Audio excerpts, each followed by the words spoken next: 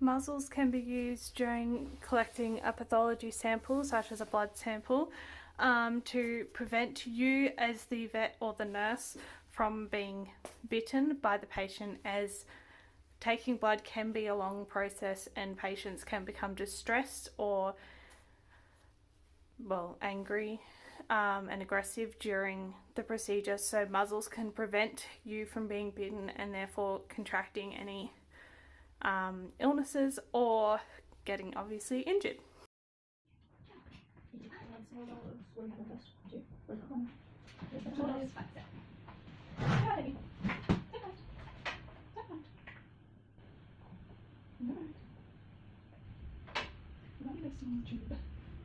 One size smaller, maybe 5.5, 6, maybe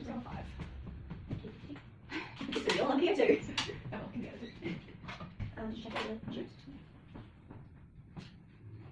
I was waiting to know it's like. Hold on.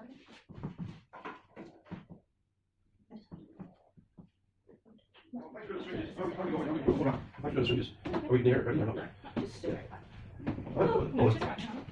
Could you just put cotton wool on it? What's wrong with it? And also, bubble wrap, just on the pads, but you've got to do your ties around your bloody. I might do that. It's cold.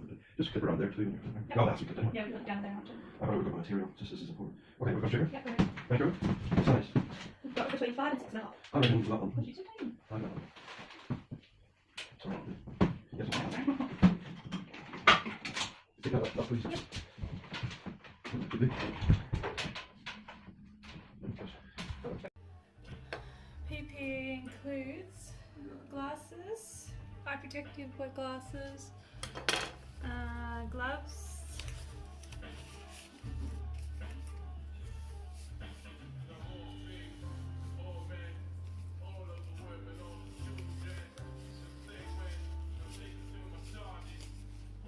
gloves will either be sterile or non-sterile depending on the pathology procedure you're performing, and then also a scrub top or a disposable apron.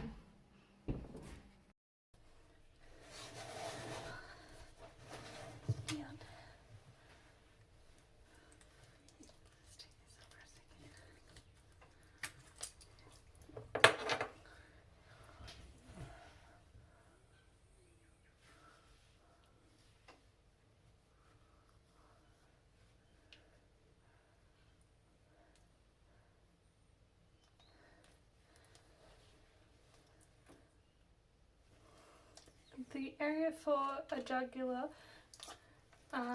collection from the jugular vein will be clipping around here. And then sit down, Roxy, sit. For the cephalic vein, you'll do this, and this area here will be clipped on the front of the foreleg. Okay. Correct lifting technique is like this, down onto the ground, or back up. Okay, collecting a sample, you will hold the patient's leg, the nurse will hold and get the vein for you. So this is for a cephalic vein collection. You will clip the forearm here, this section, with clippers, and you will then spray with metho and wipe down and wipe it off, and then repeat that about 3 times to prep the skin. Then using a green needle and about a 5 ml syringe, you will collect about 3 mils of blood. It really depends on how much blood you need, the type of test you're doing, how many tests you're doing, as to how much blood you're going to need. This is the same with the jugular vein. You will clip the area, the jugular area where the vein is. The nurse will hold, spray with metho, wipe down, and then collect the sample. Make sure you're collecting slowly and that you're definitely in the vein. This is, in our clinic, this is performed by the vet, and then the nurse just restrains the patient. Okay, so in the clinic I work at, all pathology samples requiring testing are packed up and sent off to the laboratory. The only in-house testing we perform are microscopic examinations of like your blood, your urine, your semen if doing an artificial insemination. We do skin scrapes and activated clotting time, or your ACT. In order to correctly send off a sample to it is important to it is correctly stored. For example, blood must be refrigerated in a sterile vacuum. Biopsies should be stored in formaldehyde or in a sterile container, and they should all be refrigerated. All samples must be correctly labelled with the patient's details, including their name, breed, date of birth, date at which the sample was obtained, the owner's details, etc. Samples should be packaged and sent off to the lab as soon as possible, and samples should be packed in a specific bag provided by the lab with ice packs inside. A form should be filled out that states the patient's details, reason for testing, and what test the vet would like to be performed, and this should be sent off with the sample. Preparing a patient for a clinical pathology procedure includes restraining of a patient, which can either be done physically or chemically. Chemical restraint is common for procedures such as a lump removal, whereas physical restraint would be used for a basic blood sample, skin scrape, obtaining a urine sample, etc. Chemical restraint may be used in the case of may also be used in the case of a severely aggressive patient where a muzzle is not enough protection for the nurse and the vet. The type of skin preparation required will depend on the procedure being performed. Skin prep can either be a basic metho spray and wipe down of a small area of skin that has been clipped, or a full surgical clip and skin prep using a dilute iodine, pink spray, and straight iodine. Handling and lifting of a patient is important that you use correct lifting technique by lifting from the knees with a straight back, as well as using appropriate restraint for the patient's species and size.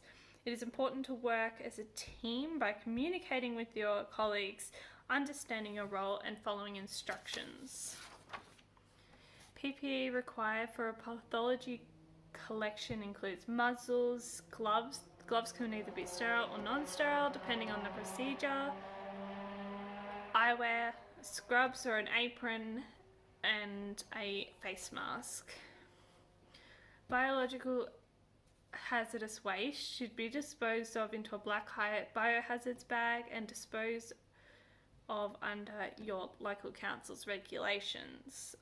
Sharps should be placed into a yellow sharps container immediately following usage, and infectious animals should be treated in a separate isolation room. The patient should only be treated by set vets and nurses, who must all wear full infectious PPE, including a full body suit, mask, eyewear, gloves, shoe covers, etc. This PPE should not leave the isolation room until the patient has been sent home, and those entering and exiting must wash their hands before and after contact with the patient. Disposables must be placed into 2 biohazardous bags. This is to reduce the chances of zoonosis and other patients becoming infected.